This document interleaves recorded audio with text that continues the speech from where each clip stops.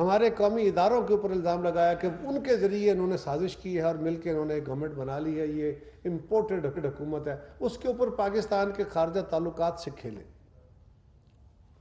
پہلے ہی انہوں نے پاکستان کے اہم دوستوں کو ناراض کیا ہوا تھا، اب چین پہ بھی اور خاص طور پہ امریکہ کے اوپر جو الزام لگائے جن کا کوئی وجود نہیں تھا، وہ ان کے اپنے دور میں بھی نیشنل سیکیورٹی کمیٹی کی میٹنگ میں اور اس کے بعد میڈیا میں بھی ہم سب نے بھی، فارن آفس نے بھی کہا، جن کا کوئی وجود نہیں تھا وہ ان کے اپنے دور میں بھی نیشنل سیکیورٹی کمیٹی کی میٹنگ میں اور اس کے بعد میڈیا میں بھی ہم سب نے بھی، فارن آفس نے بھی کہا، اور جس عہدیدار نے وہ خط لکھا تھا، اس میٹنگ کی قرارداد یا رویداد بھیجی تھی، اس نے بھی لکھا تھا کہ اس میں صرف یہ لفظ غلط ہے، اس کے اوپر آپ ڈیمارش کر دیجئے، یہ بھی اس کی رائے تھی، اس کا کوئی اور ریکارڈ نہیں ہے، لیکن خان صاحب نے اس کے اوپر پورا ایک اپنا منفی بیانیہ کھڑا کیا اور پوری قوم کو ہیجان میں مبتلا کر دیا کہ پاکستان کے داخلہ معاملات میں، پاکستان کی سیاست میں ہمیں اپنا محروم بنا کے امریکہ نے ہم پہ حاکمیت کر لی ہے، اور ہمیں الزام جو ساری زندگی جن کی سیاست بڑی کھلی ہے ان پہ الزام کہ ہم ان کے ممنون ہو کے آ گئے ہیں۔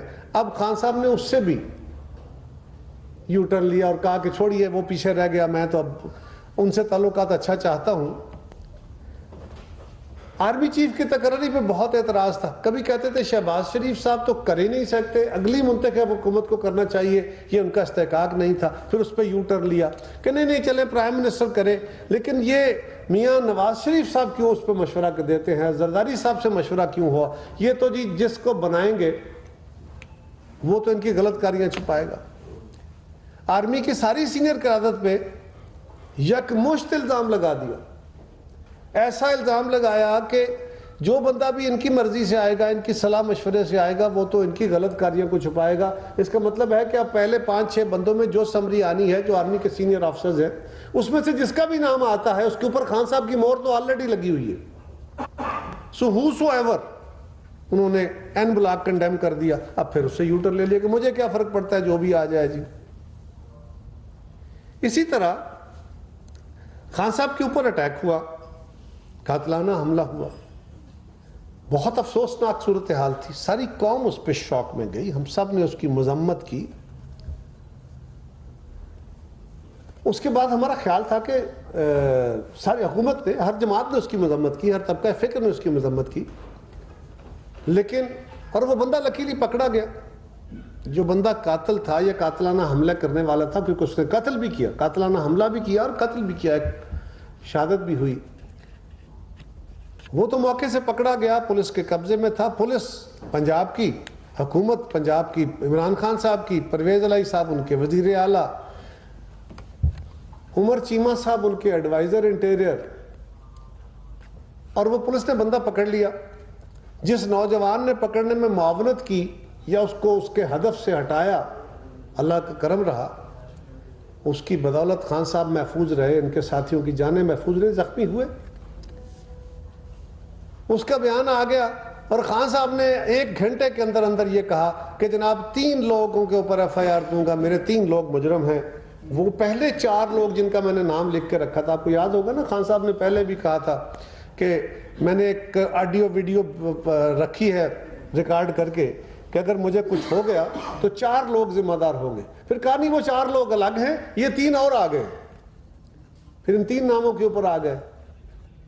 پھر کہا کہ میں ایف آئی آر دینا چاہتا ہوں، میری ایف آئی آر درج نہیں ہو رہی۔ ہم نے بار بار پوچھا آپ کی حکومت ہے، آپ کو کیا مسئلہ ہے، آپ کی حکومت ایف آئی آر دے۔ پھر حاجی صاحب کو گالیاں دیں، پھر ان کے شاہ محمود صاحب نے جو اعلیٰ نسل کی گفتگو فرمائی، انہوں نے جا کے عدالت میں کہا کہ ہمیں چیف منسٹر صاحب نے اس کی اجازت نہیں دی، نہیں کہا۔ ڈی پی او گجرات نے کہا کہ ہمیں تو چیف ایگزیکٹو ہیں صوبے کے، وہ کہیں گے تو ہم پرچہ دے دیں گے، ادروائز اس طرح یہ کیس ایف آئی آر کا نہیں بنتا۔ ہم نے بار بار کہا کہ جناب آپ عدالت جاتے ہیں، میڈیا میں آتے ہیں، روز گالیاں دیتے ہیں، آئی جی کو دھمکیاں دیتے ہیں، آپ چیف منسٹر جو آپ کے اپنے چیف منسٹر ہیں، آپ اپنے عمر چیمہ صاحب جو آپ کے اپنے ایڈوائزر ہیں، آپ انہیں تو کہیے نا چیف منسٹر صاحب نام لے کے کہیں کہ فلاں فلاں بندے پہ F I R do. Police को इंस्ट्रक्शन तो दें. आप वो दरवाजे खटखटा रहे हैं जहां से आपको इंसाफ मिलेगा या क्या होगा, लेकिन आप जो आपका अपना है वो जिम्मेदारी नहीं कर रहे. और फिर ये कि देखें जनाब, एक मजलूमियत का एक बहाना बना रहे हैं कि देखें मैं वजीर आजम साबिक हूँ, मेरी हुकूमत है, मैं FIR दर्ज नहीं करा सकता. किस पे इल्ज़ाम दे रहे हैं? अपनी एजेंसियों पे, अपने इदारों पे, उन्हीं को कह रहे हैं ना. फिर उस पर यू टर्न. फिर कह रहे थे फॉरी मैं तो, मेरा मसला क्या है, मैं लॉन्ग मार्च करूंगा, मैं इस हुकूमत को चलता कर दूंगा, ये इंपोर्टेड हुकूमत है, पाकिस्तान के मसाइल में इजाफा कर दिया है, फला फला फला. इकॉनमी का बेड़ा खुद गर्क किया, पाकिस्तान के खारजा ताल्लुकात का बेड़ा खुद गर्क किया, पाकिस्तान की नेशनल हार्मनी को खुद तबाह किया, पाकिस्तान के कौमी इदारों बशमूल इलेक्शन कमीशन हो, पाकिस्तान की फौज हो, पाकिस्तान की एजेंसियां हो, अदलिया हो, पाकिस्तान की सियासी जमातें हो, मीडिया हो.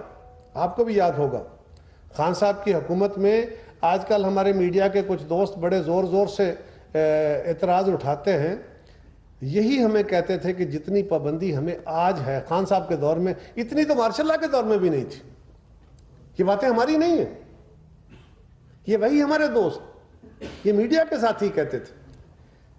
और शायद पाकिस्तान की तारीख में किसी दौर में इतने मीडिया के लोग ऑफ जॉब नहीं हुए जितने खान साहब के दौर में. सो सारी पाबंदियां खुद लगाई, फिर उससे इनहराफ किया. आजकल कह रहे हैं कि हमारे साथ बड़ी ज्यादती है.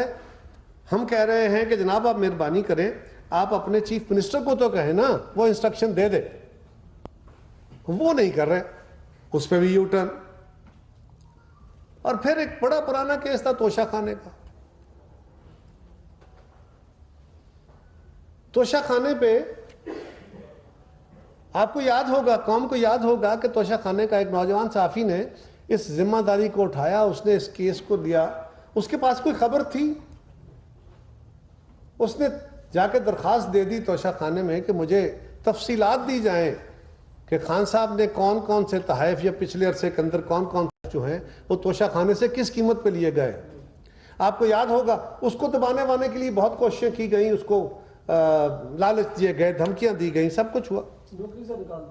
नौकरी से निकाल दिया गया. और वो सरफराज साथी था, वो अपनी बात पर डटा रहा.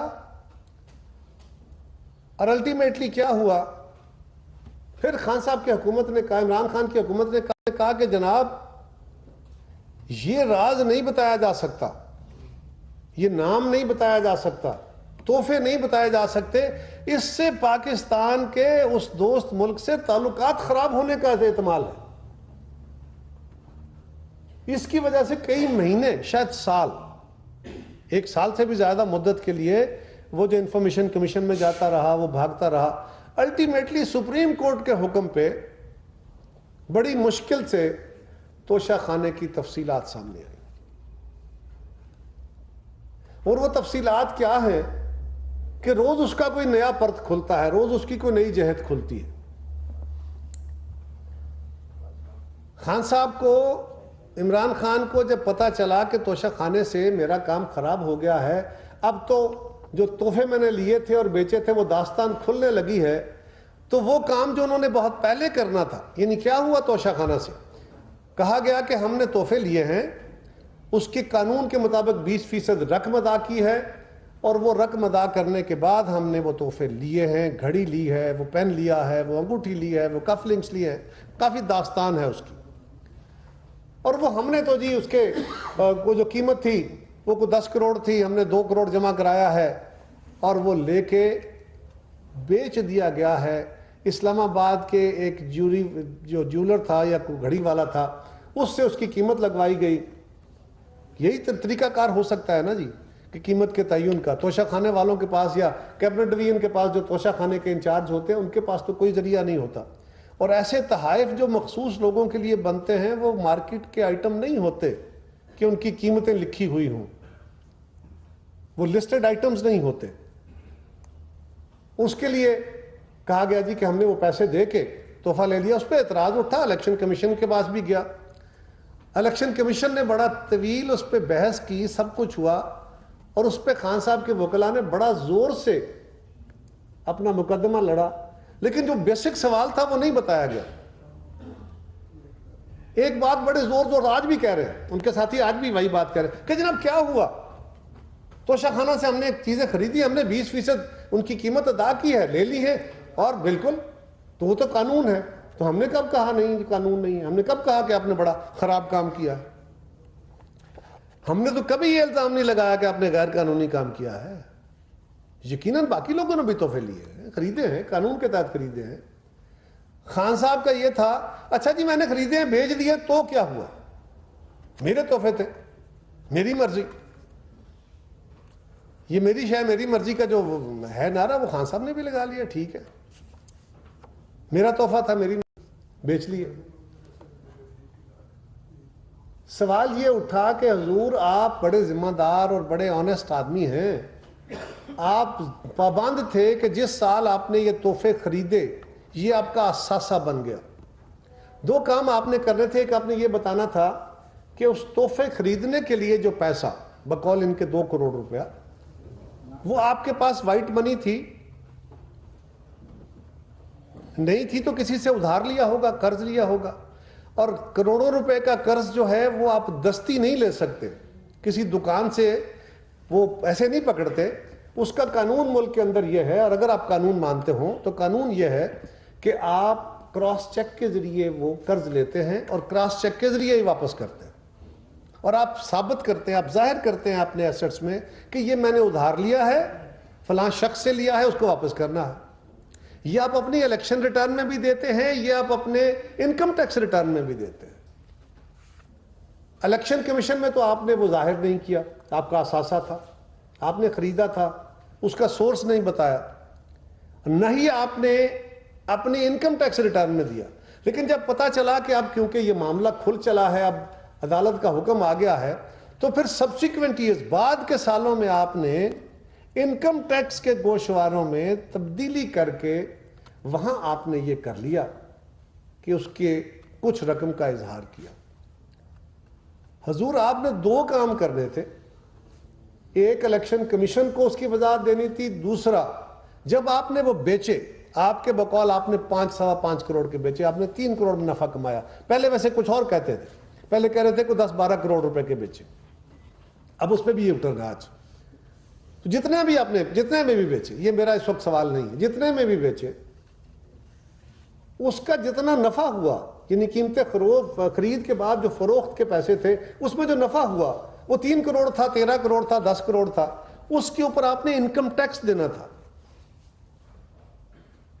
کیا آپ نے دیا؟ اس سال میں دیا؟ سوال نفی میں ہے، جواب نفی میں ہے۔ پھر خان صاحب کا کہ جی دیکھیں کوئی ہم نے لیے ہیں، باقی لوگوں نے بھی تو تحفے لیے ہیں، ہم نے کیا غلطی کی ہے؟ باقی لوگوں نے بھی لیے ہیں، اور میرے پہ کیس بنا ہے تو آصف زرداری صاحب نے گاڑیاں لی ہیں، میاں نواز شریف صاحب نے گاڑیاں لی ہیں۔ حضور آصف زرداری صاحب نے گاڑیاں لی ہیں، جب آصف زرداری صاحب کو گاڑیاں دی گئی تھی اس وقت ملک میں شدید سیکیورٹی سچویشن خراب تھی، پاکستان کا ہر شہر، گلی گلی، ہمارے ادارے، ہمارے قومی ادارے انڈر اٹیک تھے، ہمارے اسکول، ہماری عبادت گاہیں انڈر اٹیک تھیں۔ ان سیکیورٹی سچویشن میں زرداری صاحب کو ایک دوست ملک نے وہ گاڑیاں تحفے میں دیں کہ اپنی حفاظت کے لیے رکھیے۔ انہوں نے اسی قانون کے تحت، جس قانون کے تحت آپ نے خریدی، انہوں نے وہی قانون کے تحت وہ گاڑیاں خریدیں اور اپنے نامے، اپنے کاغذات میں ڈکلیئر کی اور بیچی نہیں ہیں، وہ آج بھی ان کے ذاتی استعمال میں ہیں۔ اور اگر کسی دوست کو آپ تحفہ دیتے ہیں اور وہ آپ کا تحفہ استعمال کرتا ہے تو تحفہ دینے والا دیکھ کے خوش ہوتا ہے۔ آپ غور کریں، ایک شخص مجھے تحفہ دیتا، کنڈی صاحب مجھے تحفہ دیتے ہیں، میں اسے بازار میں بیچ کے پیسے کما لیتا ہوں اور وہ تحفہ گھوم کے ان کے پاس چلا آتا ہے۔ اس کے بعد کنڈی صاحب میرے بارے میں کیا سوچیں گے، میں کیسا آدمی ہوں؟ اور اگر ایک ملک دوسرے ملک کو تحفہ دے، ایک دوست ملک کو تحفہ دے اور وہ تحفہ بک جائے بازار میں، وہ نیلام ہو جائے، وہ تحفہ نہیں نیلام ہوا، وہ تو پاکستان کی عزت نیلام ہوئی، وہ نیلام ہو کے واپس اس دوست ملک کے پاس پہنچ گیا۔ ذرا بتائیے وہ اس حکومت کا اور اس ملک کا کیا عزت کرے گا، کیا وقار رہ جائے گا؟ یہ نا کی باتیں سمجھ روز سکھانے والے کیا کر رہے تھے؟ اچھا چلو جی کوئی بات نہیں، آپ نے یہ بھی کر لیا، یہ غیر اخلاقی حرکت تھی، غیر قانونی نہیں تھی، غیر اخلاقی تھی۔ میاں نواز شریف صاحب نے بھی گاڑی لی، یس لی، ان کے بھی ذاتی استعمال میں ہے، ان کے بھی پاس وہ کھڑی ہے، وہ خود استعمال کرتے ہیں۔ زرداری صاحب کی گاڑیاں ہمارے چیئرمین صاحب بھی استعمال نہیں کرتے، شاید ہی کبھی انہوں نے استعمال کی، وہ زرداری صاحب کے ذاتی استعمال میں ہے، ہم نے بیچی نہیں ہے، وہ نفع بخش نہیں ہے، اسے نفع نہیں کمائے اور ڈکلیئر کیے، اور کہاں سے پیسے جمع کرائے وہ بھی ڈکلیئر کیے۔ یہ جو آپ گرد اڑا کے ہر معاملے میں ہر چیز کے اوپر مٹی ڈالنے کا پروگرام آپ نے شروع کیا ہوا ہے، ایسے نہیں چلے گا۔ اب سوال یہ ہے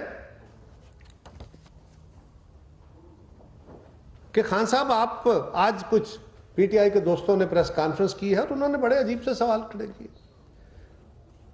کل رات کو جیو کے ایک بڑا جید پروگرام ہے، شاہ زیب خانزادہ صاحب پاکستان میں بڑے کمال کے صحافی ہیں، بڑے کمال کے اینکرز ہیں، بہت سارے لوگ بڑے کریڈیبل ہیں،